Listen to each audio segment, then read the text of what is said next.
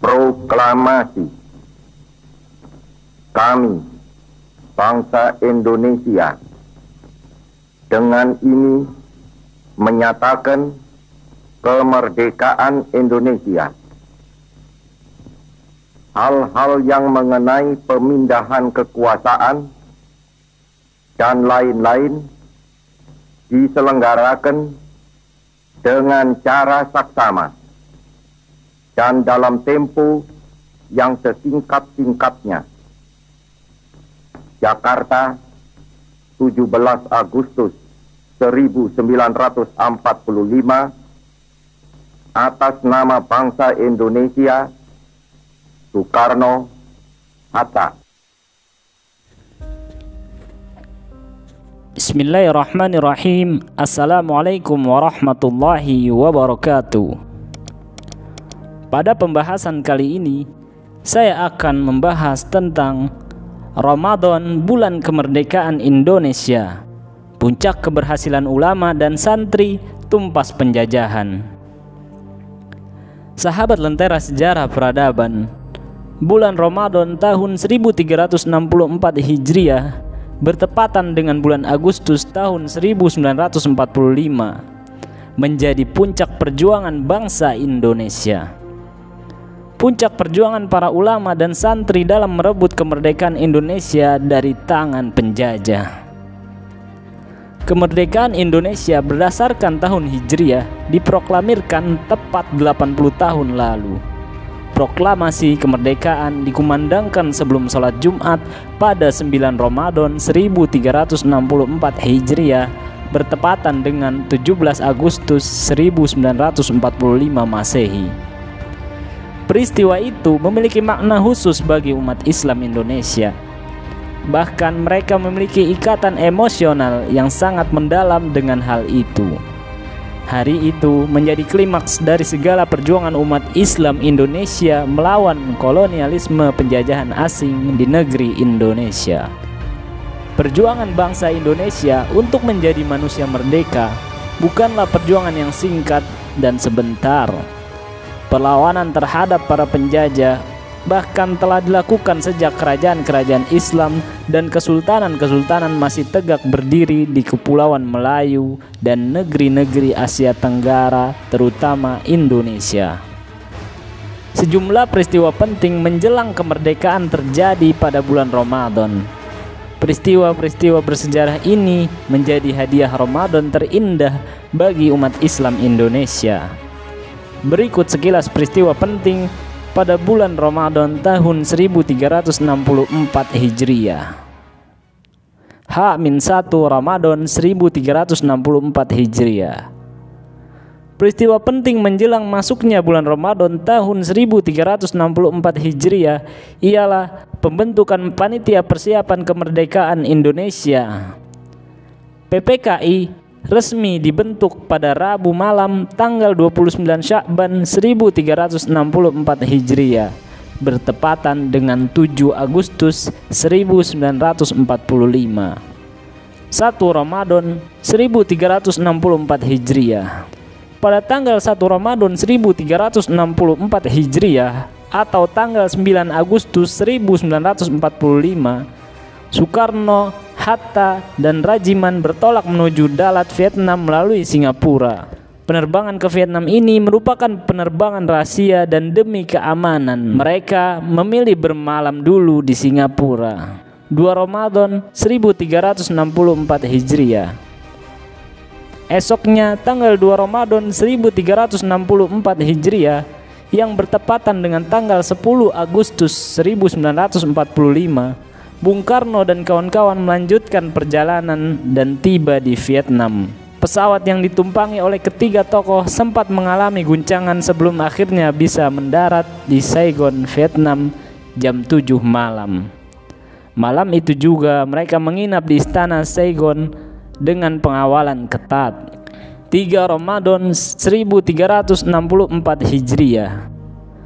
pada hari ketiga puasa atau yang bertepatan dengan tanggal 11 Agustus 1945, mereka melanjutkan perjalanan ke Dalat.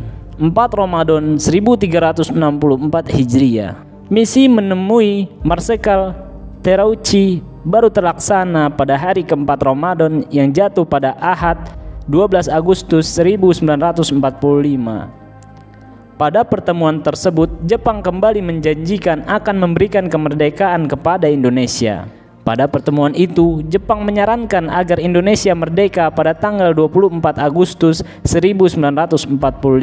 Saran tersebut tak diindahkan oleh Bung Karno. Bagi Bung Karno, kemerdekaan Indonesia harus diadakan pada tanggal 17 Agustus 1945 yang bertepatan dengan tanggal 9 Ramadan 1364 Hijriah.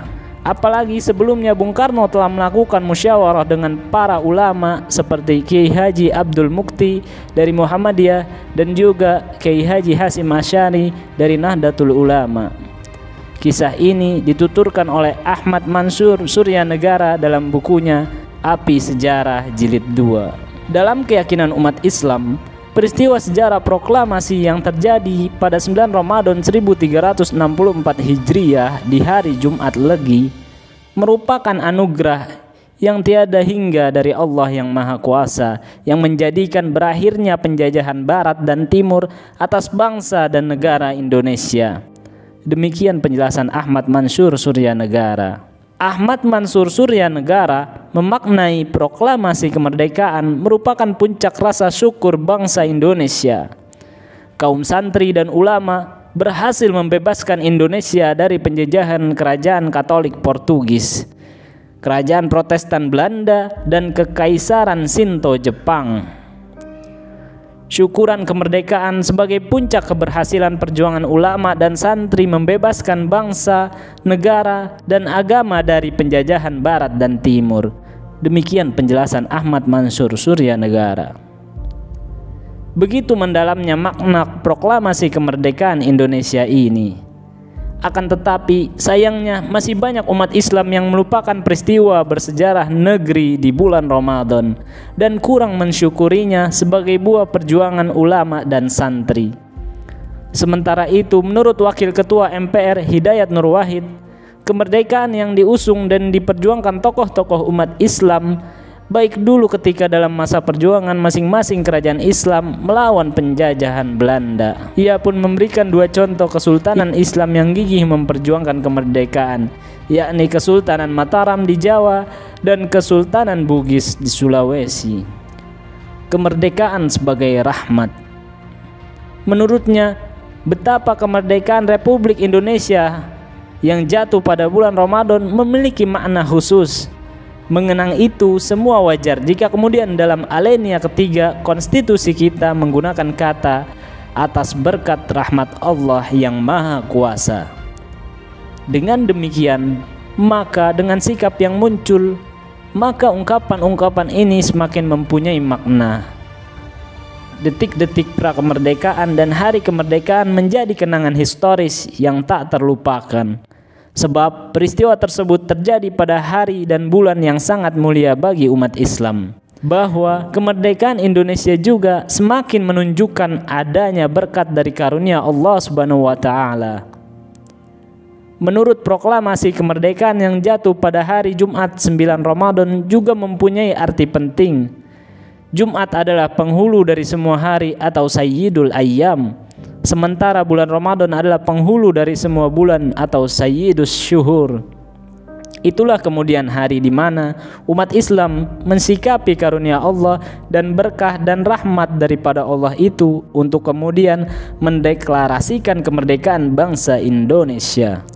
Ketika kemudian proklamasi disampaikan di hari Jumat di tanggal 9 Ramadan. 9 Ramadan itu artinya masuk 10 hari pertama bulan puasa. Ia menjelaskan tentang ketertarikan antara 10 hari pertama dan pembagian hari-hari dalam bulan Ramadan. Berdasarkan pembagian dalam sebuah hadis disebutkan bahwa 10 hari pertama bulan Ramadan adalah rahmat. Itulah yang kemudian disepakati oleh para bapak bangsa bahwa dalam hal ini pembukaan Undang-Undang Dasar atas berkat rahmat Allah yang Maha Kuasa. Jadi, dengan pendekatan ini, maka tokoh-tokoh bangsa, terutama dari kalangan umat Islam, tentu saja memposisikan agar kemerdekaan Indonesia betul-betul diterima, disikapi, disongsong, diperjuangkan, dijaga oleh umat Islam dengan sikap syukur. Aksi-aksi umat Islam mempertahankan kemerdekaan. Setelah proklamasi digaungkan, umat Islam di Indonesia tidak diam saja dalam melawan berbagai bentuk serangan yang bermaksud merebut kemerdekaan Indonesia. Pemaknaan yang luar biasa terhadap kemerdekaan di bulan Ramadan membuat umat Islam bahu-membahu mempertahankan kemerdekaan Indonesia. Misalnya beberapa peristiwa di Jawa. Berikut ini aksi-aksi umat Islam mempertahankan kemerdekaan. Pertama, resolusi jihad di Jawa Timur. Umat Islam di Jawa Timur di bawah komando Kiai Hasyim Asy'ari melakukan resolusi jihad. Peristiwa heroik di Surabaya ini kemudian kita kenang sebagai Hari Pahlawan yang jatuh setiap 10 November. Peristiwa ini diawali dengan aksi Kiai Hasyim Asy'ari mengumpulkan tokoh-tokoh ulama Jawa Timur dan Madura. Pada saat pertemuan di Surabaya itulah Kiai Hasyim menyampaikan dua hal terkait perang mempertahankan kemerdekaan. Pertama, menyampaikan fatwa jihad.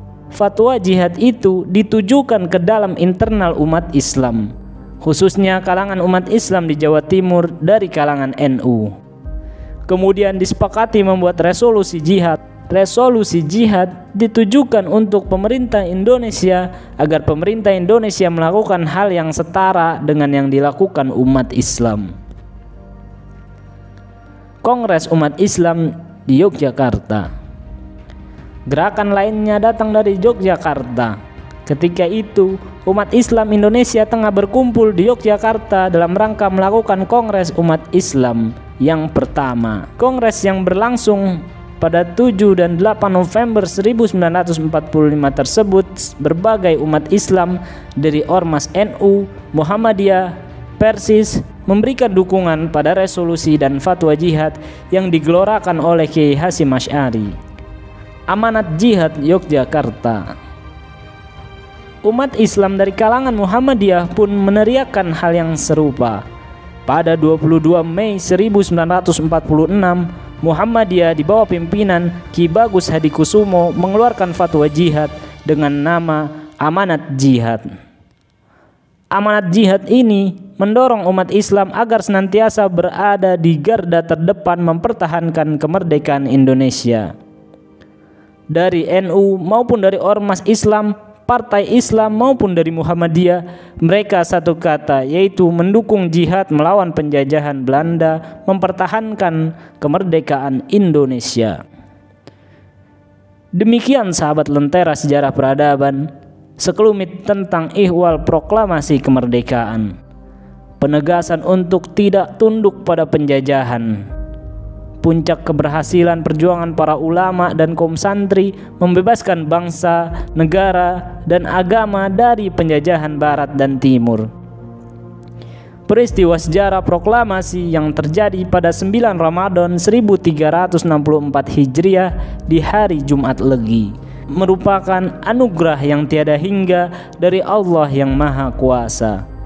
Wallahu a'lam bissawab. Wassalamualaikum warahmatullahi wabarakatuh.